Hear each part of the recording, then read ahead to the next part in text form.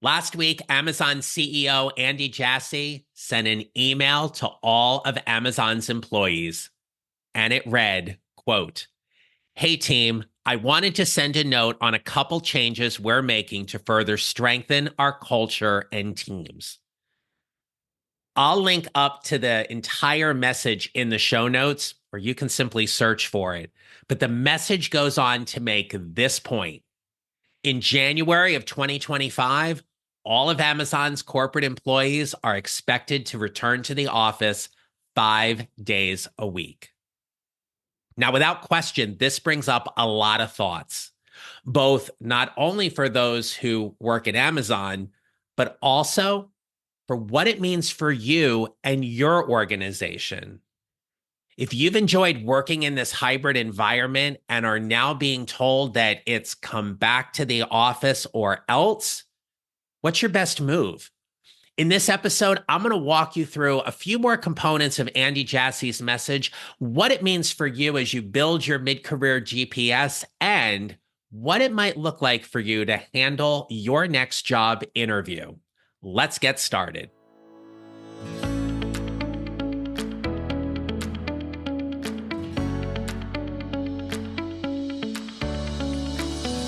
Hello, my friends. This is the Mid-Career GPS podcast, and I'm your host, John Nerrell. I help mid-career professionals like you find a job they love or love the job they have using my proven four-step formula. Last week in my email newsletter, I got some very interesting reactions from some people within my email community about this announcement from Amazon regarding their expected return to the office. Now, we get a lot of engagement off of my newsletter, and I'm really, really happy about that. So there's a couple of ways if you want to come on in to join. So one is you can go to my website, johnnerrell.com.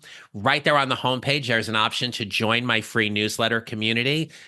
But also, I recently released and exclusively announced to my email newsletter first a brand new guide called How to Answer 5 of the Toughest Interview Questions. It's a free guide. In this guide, I walk you through the question, a proven strategy to answer it, as well as a bonus tip. So if you're preparing for an upcoming job interview, I want you to have this guide. You can get the free guide by going to my website, johnnerrell.com/freebies. Download the guide. You'll get the guide. You'll also be into my email community, and I look forward to helping you with your next job interview. In my newsletter last week, I shared a direct quote from Andy Jassy's message, and I want to read that to you here. He wrote, quote, "To address the second issue of being better set up to invent, collaborate, and be connected enough to each other and our culture to deliver the absolute best for customers and the business, we've decided that we're going to return to being in the office the way we were before the onset of COVID.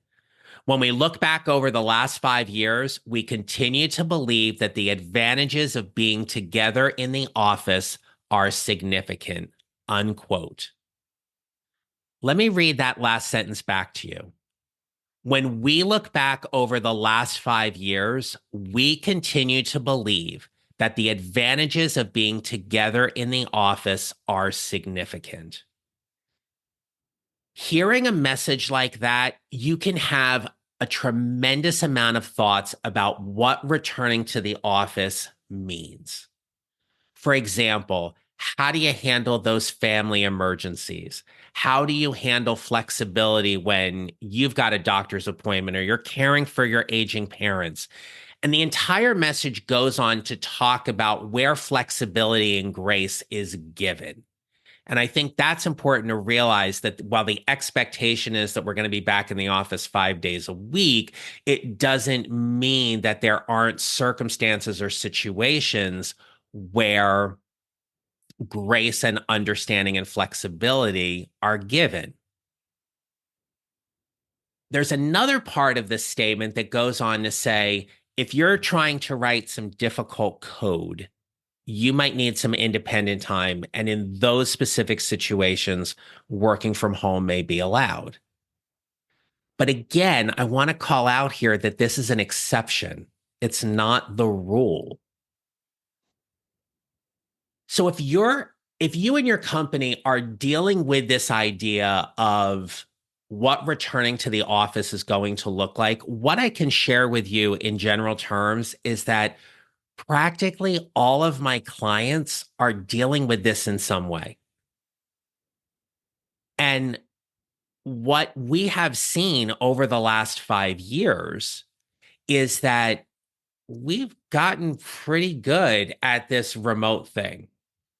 And for a lot of people, they like it. But there are advantages to being in the office.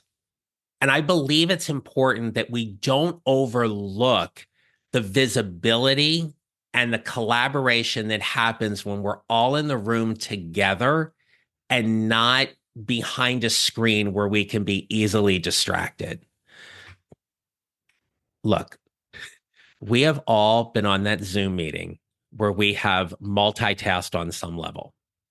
We've answered emails, we have played a game, we have scrolled through social media, and we've been able to get away with it.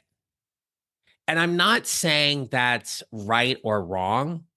What I am saying, though, is that when we're in the same room together, those things are less likely to happen, especially if you have a leader who has set up ground rules or norms about how the team is supposed to behave in such a meeting. The other thing is when we're visible in front of our leadership, the interaction and relationship is much different. So, do I think it's a bad thing, quote unquote, that being back, they're going to be back in the office 5 days a week? I don't. But here's the other piece to this. And as you followed this story in the news and you followed this news previously, essentially there's an ultimatum. If you don't want to adhere to the policy, you can find a job elsewhere. And Amazon's not the only company that's doing this. There are other companies out there that are drawing a very hard line in the sand and saying, we want you to return to the office 4 days, 5 days a week. If that doesn't match your lifestyle, if that's not the working arrangement you want, we strongly suggest you go find a job elsewhere. I am having people reach out to me and clients I'm working with who are saying, how do I handle this question that might come up in a job interview that is something like, how do you work best? What are your thoughts about being in the office? You have to take a look at your situation and circumstance and decide what is the best way for you to answer that question. If it were me and knowing my situation, the kind of answer I would craft here would be rooted in the advantages I see of me being in the office, as well as the advantages of me working from home when I need to. Also, I'd walk through the disadvantages both from the company side and the employee side. You can craft an answer that is very well thought of in terms of here's where I see the advantages and here's where I don't. And eventually, what will happen, and I believe this will happen across every organization that continues to struggle with how much they bring their staff back into the office, is this: it will all even out. You will figure out where the flexibility is, where the leniency is, where you're able to work from home and you're not. Hey, if you have a cold, do they really want you in the office? If you're sick, do they really want you in the office? I truly believe that a sane manager is going to say, no, you need to stay home and take care of yourself. As a former school teacher and educator, and for those of you who need to be at the work site anyway, we know those times. There are times when that's really difficult. And I remember sitting with my contract negotiations team and going toe to toe with the Board of Education and the board attorney when we were negotiating contracts and saying, teachers are human beings and they need to be able to take care of themselves. And them being in front of a room full of kids when they're sick is not to their best advantage, nor to the health and safety of the kids. But if you're a teacher or you have someone in your family you know as a teacher, you know they kind of power through and probably push themselves way harder than they should. In the end, all of this evens out. And you've heard me say this before on the podcast, which is ask for what you need and be careful about asking for what you want. Right? If you need flexibility because your parents are in their 70s or 80s and you're their primary care person and you need to be able to take them to the doctor here and there, that's something you need. Hopefully, a manager will understand that and be like, okay, look, we'll give you flexibility here, but, and then they'll outline their requests as well. So, crafting an interview, a job interview answer around how you work best or what your thoughts are about being in the office full time, those are things I will offer you. You have to ask for what you need here. I have always been somebody, especially when I got out of being a classroom teacher, was that there are times when I need think time. I need to be in a quiet space, free of distraction, and I need to be able to get a lot of stuff done. That was difficult for me sometimes in the office when people would knock on my door, the phone would ring, the instant message would go off, and I felt like I could never get any traction and get stuff done. And pre-COVID, I would go to my supervisor and I would say, I need a day to think and crunch these things out. Here's what I'm going to deliver. I'll report back. May I work from home? 8, 9 times out of 10, I got a yes on that. So there will be flexibility, but I do believe come 2025, we are going to see more and more companies issue statements very similar to what Amazon did and lean on the fact that there is greater power and more productivity when people are in the room together and not behind the screen. If you are a job seeker and you want a 100% remote position, they're still out there. You will be able to find them. It might be a little difficult. You will also need to figure out your non-negotiables in terms of how often you would be willing to come into the office. Is it only for an all-hands meeting, or is it for once every 2 weeks when there's a staff meeting? You have to figure out what the non-negotiables are. So I want to leave you with this. When things like this come out, the question becomes, who has control? What do you have control over in a situation like this? The company, on some level, has a tremendous amount of control. They make the policy, they pay you, this is the working agreement, therefore, do as I say. You are 100% responsible for your career.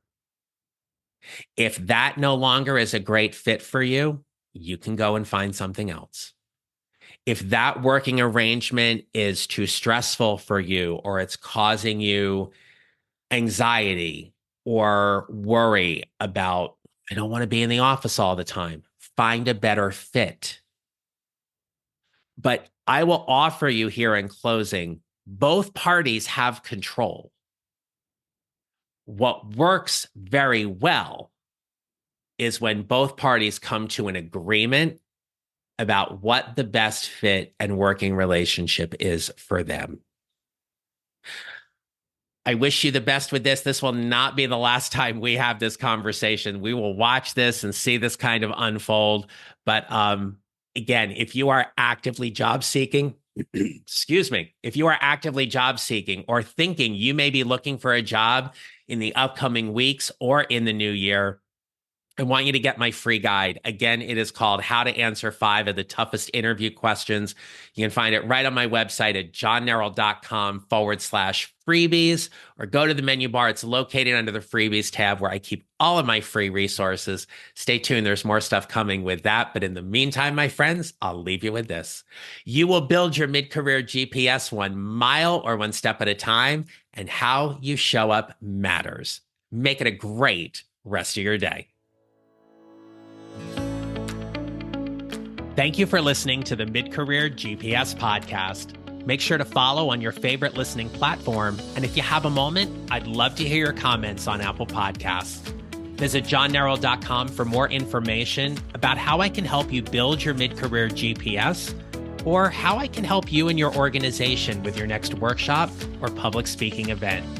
Don't forget to connect with me on LinkedIn and follow me on social at John Neral Coaching. I look forward to being back with you next week. Until then, take care, and remember, how we show up matters.